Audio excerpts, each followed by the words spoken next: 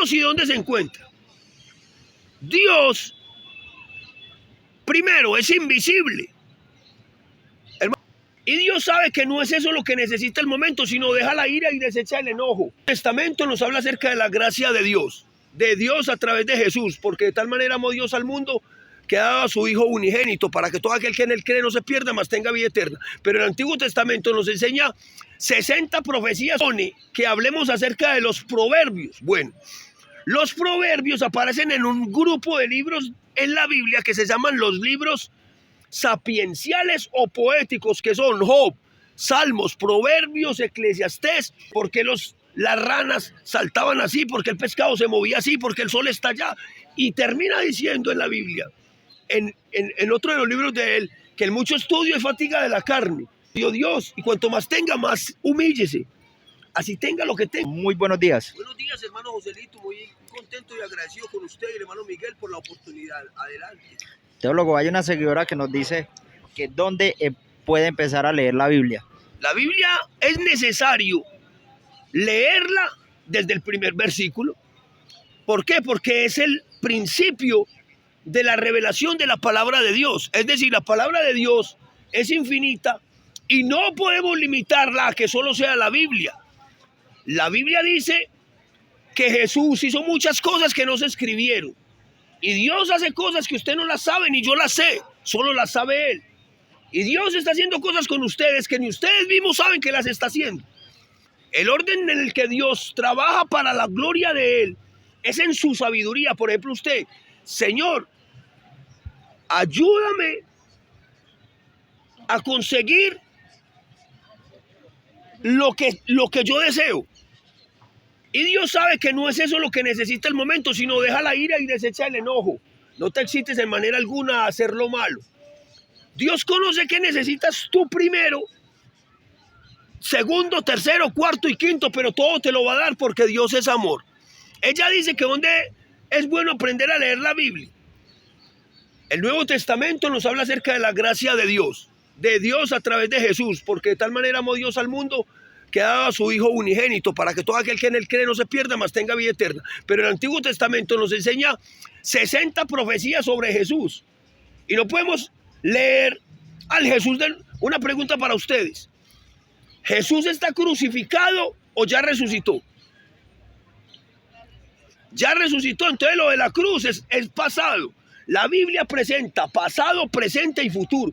Hay cosas que ya pasaron y las están enseñando actualmente los pastores. Cosas que no tienen nada que ver con el tiempo actual y las están enseñando. Por ejemplo, para ustedes, ¿cuál es la verdad de este mismo instante? Que no puede recibir el hombre nada que no le fuere dado del cielo, y que la bendición de Dios es la que enriquece y no añade tristeza con ella, y que no depende del que quiere ni del que corre, sino de Dios que tiene misericordia y está con ustedes como poderoso gigante. Aleluya. Que empiece a leer desde el primer versículo, hermano. Ok, teólogo, ahora quiero preguntarte, quiero que nos envíe un mensaje de los proverbios. El hermano propone que hablemos acerca de los proverbios. Bueno, los proverbios aparecen en un grupo de libros en la Biblia que se llaman los libros sapienciales o poéticos, que son Job, Salmos, Proverbios, Eclesiastés y Cantar de los Cantares. El libro de Proverbios tiene 31 capítulos, pero no son los únicos proverbios que escribió Salomón. En el primer libro de Crónicas, en el segundo libro de Crónicas, en el primer libro de Reyes y en el segundo libro de Reyes se enseña que un día el rey David estaba en la azotea de su casa y le dio por mirar hacia cierto sitio y vio a una dama que se estaba bañando, la cual era muy hermosa. Él preguntó que quién era ella, le dijeron que era Betsabé, mujer de Urías Eteo. Dios le multiplique, hermano. Que era mujer de uno de los hombres que trabajaban en el ejército de él y estaba peleando al otro lado de Israel. Él la vio muy hermosa y la mandó traer. Cuando ella llegó a la casa, él sin ninguna consideración, sin ningún tipo de respeto, la tomó y se acostó con ella esa noche y la embarazó. En vista de que ya se querelló dueño de ella, mandó a llamar a un general llamado Joab y le dijo que pusieran a ese soldadito en los primeros hombres para que los enemigos lo mataran de inmediato, ya que él quería quitarle la esposa. Y así fue. Cuando él se murió, él le quitó la esposa, pero el primer bebé se murió como castigo. Luego de ella misma nace otro bebé. Ese bebé empieza a tener temor de Dios y va a un lugar llamado Gabaón, como este sitio, con 2000 animales, 2000 corderos, y los sacrifica a Dios. Y Dios le dice: Salomón, pídame lo que quiera y yo se lo doy. Y Salomón pidió sabiduría y anchura de corazón, es decir, ser inteligente para poder ayudar al pueblo. Y Dios le dio eso y le dio mucho más. Ese hombre, debido a tanta sabiduría que Dios le dio, se descuidó en 3 puntos principales de la Biblia. La Biblia dice: no seas sabio en tu propia opinión. Aunque soy creyente, no me debo yo considerar que me las sé todas. ¿Por qué? Porque el que se las sabe todas es Dios. Entonces Salomón se hizo sabio en su propia opinión y se puso a estudiar todo. Porque las ranas saltaban así, porque el pescado se movía así, porque el sol está allá. Y termina diciendo en la Biblia, en otro de los libros de él, que el mucho estudio es fatiga de la carne. Y termina mal, porque toma 700 reinas y 300 concubinas. Es decir, llenó el palacio de todo tipo de mujeres que veía para que fueran las esposas de él, y entre ellas venían algunas que no tenían la fe de Israel, sino de Egipto, y lo llevaron tras la idolatría, y él cometió un error. Y en Proverbios, él dice varias cosas que son muy importantes. Dice, el 28:13, el que encubre sus pecados no prosperará, pero el que los confiesa y se aparta alcanzará misericordia. No fueron 31 capítulos de Proverbios, fueron 3000 proverbios los que escribió Salomón. Y lo más interesante del libro de Proverbios está en el capítulo 30. Dice: 4 cosas hay en la tierra que son más sabias que los sabios. Y dice: las hormigas, pueblo no fuerte, y en el verano preparan la comida para el invierno. Dice: la langosta, que no tienen rey y salen todas por cuadrilla, o sea, la unidad. Tercero, las arañas, pequeñas son, pero siempre están en los palacios de los reyes. Y cuarta, los conejos, que hacen la casa en la roca. Ahí nos está diciendo Dios a través de Salomón que sigamos el ejemplo de esos animalitos, y en esos ejemplos vamos a encontrar reposo para ser inteligentes y no tener ningún tipo de problema ¿con qué? Con la ignorancia, porque ustedes no son ignorantes. Dios no les dio espíritu de cobardía, sino de poder, de amor y de dominio propio. Y cerramos los proverbios hablando de la mujer virtuosa, que es corona de su marido, y que la mujer sabia edifica su casa. A las mujeres en proverbios se les dice: engañosa es la gracia y vana la hermosura. La mujer que teme a Dios, esta será alabada. ¿Qué significa?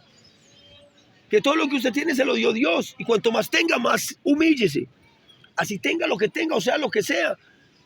Al que se humilla, Dios lo exalta, y al humilde Dios le da gracia.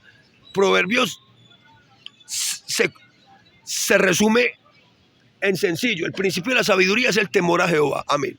A Dios le multiplique, niña. Amén. Gracias.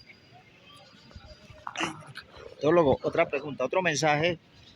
Según las escrituras, un seguidor me pregunta: ¿quién es Dios y dónde se encuentra? Bueno, ¿quién es Dios y dónde se encuentra?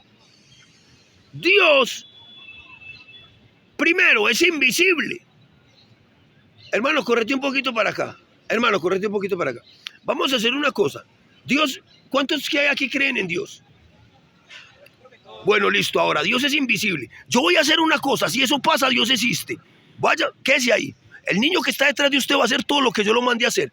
¿Se la mano, Gustavo? ¿Se la mano? Sí, espere. ¿Se la mano? Este va a hacer todo lo que yo lo mande. Si él hace todo lo que yo mande, Dios existe. Y si no, Dios no existe, yo soy un mentiroso. ¿Se la mano, Gustavo? Se la mano. Se la mano, Gustavo. Se la mano, Gustavo. Capaz. Se la mano. Se la mano, Gustavo. Se la mano. Se la mano para. Bueno, yo al niño le hablé en otro idioma y le dije que se arrodillara y se humillara ante Dios y lo hizo. Le dije que adorara a Dios y lo adoró. Y le dije que lo alabara y lo alabó. Usted es un siervo de Dios y fue participante en mostrar de que Dios existe. Ahora, Dios pudo haber hecho que eso no pasara y yo quedara aquí como un mentiroso y Él no existiera. Si lo hizo con Él y lo hizo conmigo es porque a los dos nos controla. Los dos somos distintos. Estamos en el pasado y lo hicimos en el futuro. Lo que Dios hace es verdad con ustedes. En paz se acostaron, durmieron y despertaron porque Dios los sustentó. Gracias, joven. Amén. Hermano Joselito, Dios, ¿quién es? ¿Quién es Dios? Nos hacen una pregunta. Dios literalmente es amor. Ese es Dios. Y yo creo que todos ustedes han experimentado el amor de alguna manera, con sus hijos, con su esposa, con su abuelita, con su mamá. Ese gozo y esa alegría cuando me pagan la quincena, cuando almuerzo, cuando como, cuando duermo, cuando paseé lo que pasé en diciembre.